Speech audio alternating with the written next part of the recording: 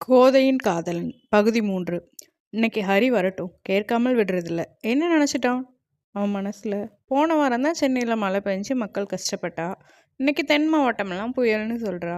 மக்கள் எல்லாம் கஷ்டப்படுறா, ஹரிக்கு தெரியாதா என்ன? வரட்டும் வரட்டும் என்ன மனசுக்குள்ளேயே பேசிக்கிட்டு இருந்தாள். கண்ணனும் கோதையிடம் வந்து சேர்ந்தான்.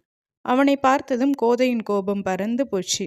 முகம் சிவந்து வெக்கத்தில் தலை குனிந்து நின்றாள். என்ன கோதை, ஏதோ தன்னாலே பேசிக்கிட்டு இருந்த?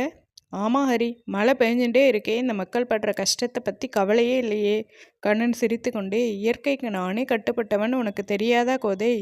தெரியும் ஹரி, ஆனால் இந்த மக்களை பாரேன், அவங்களோட கஷ்டத்தை பாரேன் ஹரி.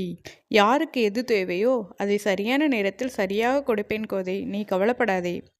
நேத்தி முழுக்க நீ சொன்ன மார்கழி திங்கள் பற்றியே நினச்சிட்டு இருந்தேன் கோதை. அந்த 2 வரியோட அர்த்தம் விவரிக்க உன்னை பார்க்கணுமே. உன்னோட கண்ணில் தெரிஞ்ச அந்த பிரகாசம், உன் முகத்தில் தெரிஞ்ச அந்த பாவம், அடடா, என் மனசு அதை விட்டு வெளியே வரல. போ, உன்னால் நேற்று என் தூக்கமே போயிடுத்து.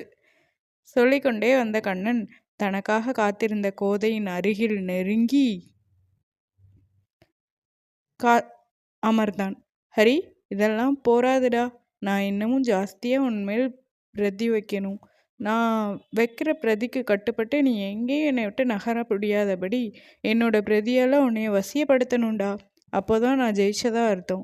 சொன்னவள் சட்டென்று தனது உதட்டை கடித்து கொண்டு தன் பேச்சை தானே மறுதளித்தாள்.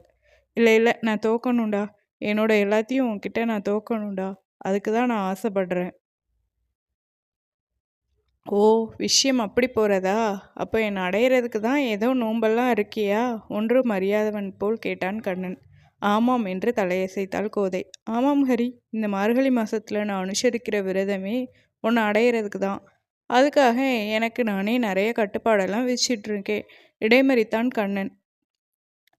பார்த்தியா, நானே உங்ககிட்ட அது விஷயம் கேட்கணும்னு இருந்தேன். அது என்ன, இதை சாப்பிட மாட்டேன், அதை சாப்பிட மாட்டேன்னு, இப்படி பண்ண மாட்டேன், அப்படி பண்ண மாட்டேன்னு உன்னோட 2வது பாட்டில் சொல்லியிருக்கேன். அதெல்லாம் நான் உன்னை கேட்டேனா? எதுக்கு இத்தனை சிரமப்படுற கோதை? அவனே கண்கொட்டாமல் பார்த்தாள் கோதை. அந்த பாட்டில் நான் என்ன சொல்ல வரேன்னு நிஜமாக உனக்கு புரியலையா ஹரி? நீ சொன்னதானே? கோதை, உன் மனசும் தெரியும். கோதை சச்சு நிமிர்ந்து உட்கார்ந்தாள். நெய்யுண்ணும் பாலுண்ணும் சொன்னது ஏன் தெரியுமா ஹரி? அதுவெல்லாம் உனக்கானது, நீ சாப்பிட்றதுக்குன்னு வச்சுருக்குது. உனக்குன்னு வச்சுருக்க எதையும் நான் எனக்காகவும் எடுத்துக்க மாட்டேன், வேறு யாருக்காகவும் கொடுக்கவும் மாட்டேன். என்னோட மனசு, ஆன்மா எல்லாமும் கூட அப்படிதான். எல்லாமே உனக்கு தான் ஹரி. அது எனக்கானதும் இல்லை, அடுத்தவங்களுக்கானதும் இல்லை. புரியுதா ஹரி?